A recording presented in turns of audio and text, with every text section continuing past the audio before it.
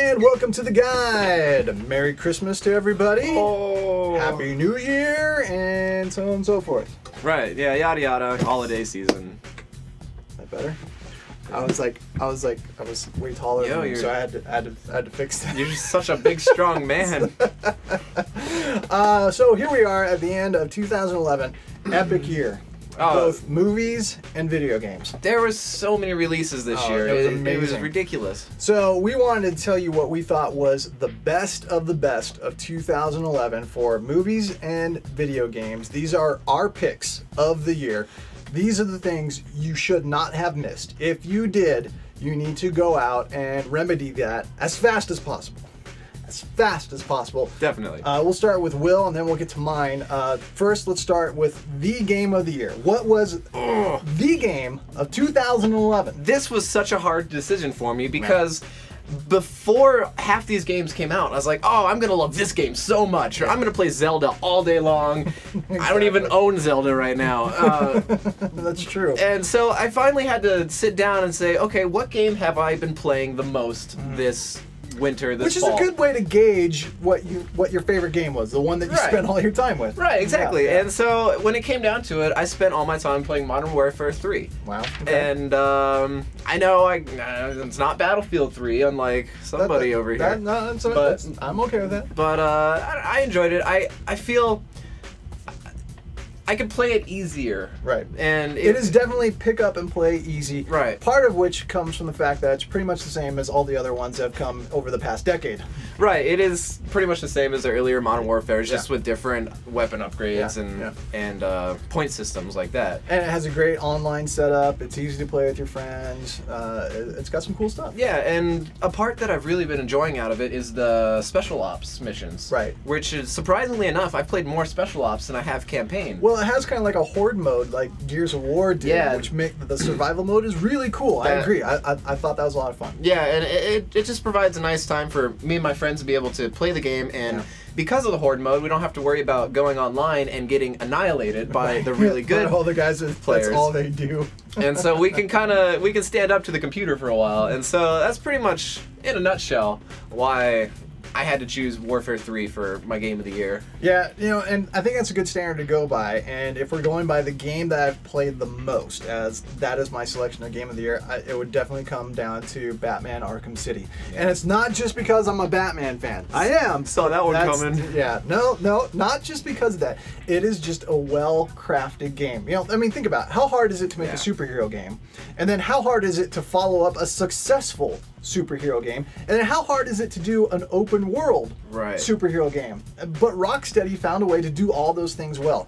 Batman Arkham City plays like a Legend of Zelda adventure with like an overworld map and then like dungeons that you go into and stuff. It plays like Splinter Cell and Metroid, all those things like the first one did. They took all the good stuff from the first game, improved it, gave you an open world to play in, bunch of Riddler challenges, and then told an amazing story. Of all the narratives that were in video games this year, it was one of the most memorable. And that makes for a great game, regardless of the genre, regardless of who's starring in it, not just because it's Batman. Yeah. It told a great narrative that was really enthralling. Moving on to movie of the year. It was an epic season for movies. We started going to see movies in May. And went to a movie every Friday through the end of August. That's how many big blockbusters came out this year. So out of all of those, what was your favorite?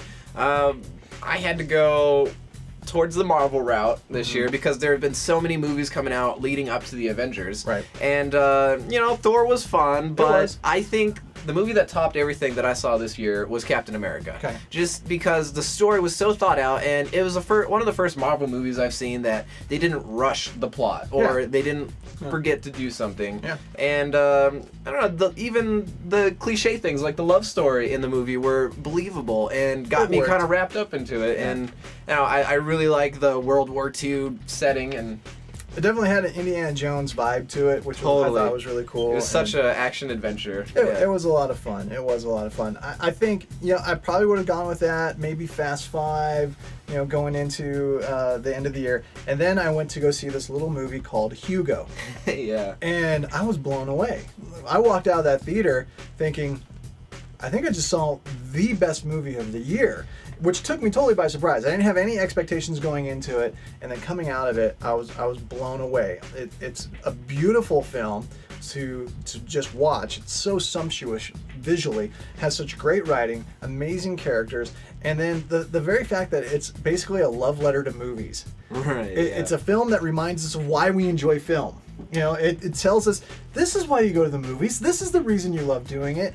And that, I don't know, it just appealed to the heart of me. It was like, that is why I love going to the movies. I love the magic and imagination. Right, and it's funny you say that because you're definitely not the first person that I've heard say that Hugo was an unexpected, hit. Yeah, yeah. The really interesting thing about it is there are so many redeemable themes just right there at the surface that were so easy to pluck out. It's like, I don't know, it felt like Martin Scorsese was looking for a reason to hope, and he was so close to that reason, and it was right there in his movie, if only he could see it for what it was. And so there's just so much in there to unpack and discuss and explore. It was a moving, really enjoyable experience that I was not expecting. So there's our selections, Game of the Year and Movie of the Year for me and Will. And I'd love to hear what your thoughts on it are as well. So check out our Facebook page. Yeah, go to facebook.com/Game and Movie Guide, or you can read the reviews, watch the videos at GameandMovieGuide.com. And 2012 is going to be epic, so keep it here at The Guide so we can guide you through it.